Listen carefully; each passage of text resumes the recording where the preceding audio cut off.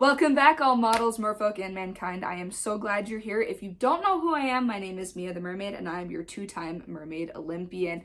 Today's video is about the photo shoot in the 2025 German Mermaid Olympics. And this event I have had the frustrations with every single year. It's always something wrong with this one. Premise: this is the first time posters have been used as a backdrop for photo shoots for the Mermaid Olympics. So this is a new thing for everybody. They got to run two mermaids at once to help speed up time, which was great. However, the posters were two different sizes and two different backgrounds.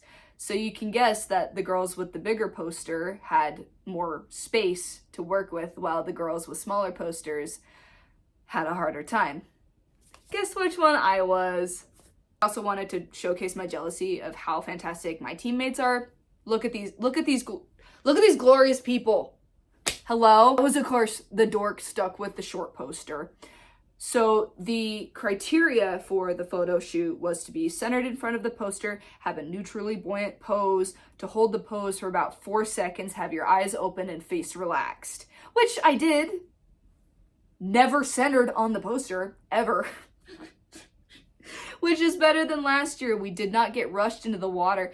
This year, they let us hang out in the corner and then sent us diving in one by one after doing the timing. I also did an extra dive because the photographer said he was ready, but the judges weren't. So I went and I came back up. The judges were like, and the photographer came up like, "Why aren't you doing your second dive?" And I'm like, they weren't ready.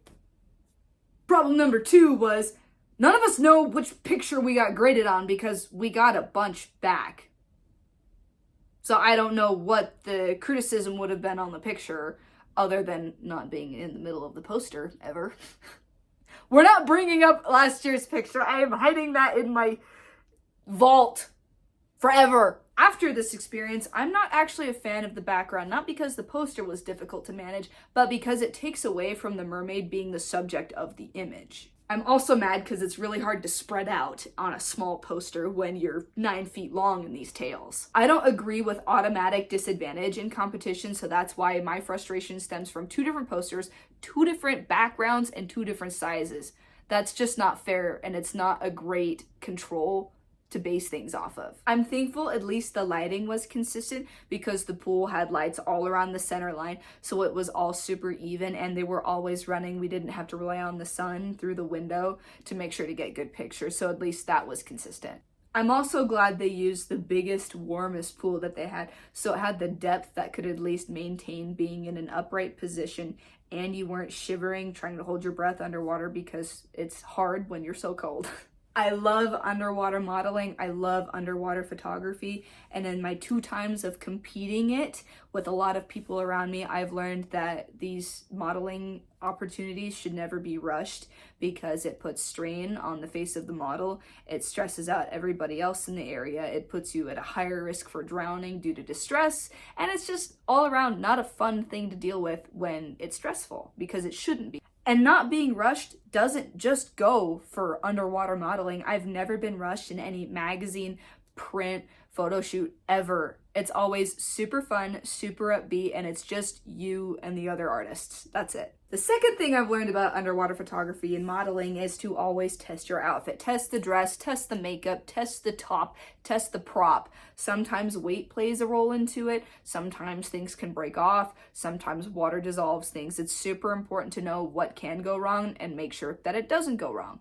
The third thing I've learned, and I know I say this all the time, is to bring a dry bag to keep all your wet stuff away from the dry things in your bag that you're taking home with you, because you're jumping in on this underwater photo shoot, everything's going to be soaking wet, and there's no way to dry it at these competitions, so that's just the best way I've been prepared. It's nice when you can get a freshwater rinse on the clothes so they're not rotting with chlorine, but worst case scenario, you just take the wet bag back and wash it when the day is done. Do I think that it should stay in the Mermaid Olympics? I don't know. I think it's a really fun thing to have a super epic picture of yourself to take home to remember your time at competing here. But also when the picture sucks, you're just, So I don't know. Let me know in the comments if you think it should stay or reasons you think it should go. Thank you guys for watching, and thank you for always listening to me ramble. I hope you look forward to more videos as I'm working on them. I'm sorry it's been so slow. I get into the ENT in like 2-ish weeks, so hopefully I'll be back swimming. Look out for my video with Madison for us swimming for like 15 minutes. It's gonna be awesome. Anyway, I love you. Bye.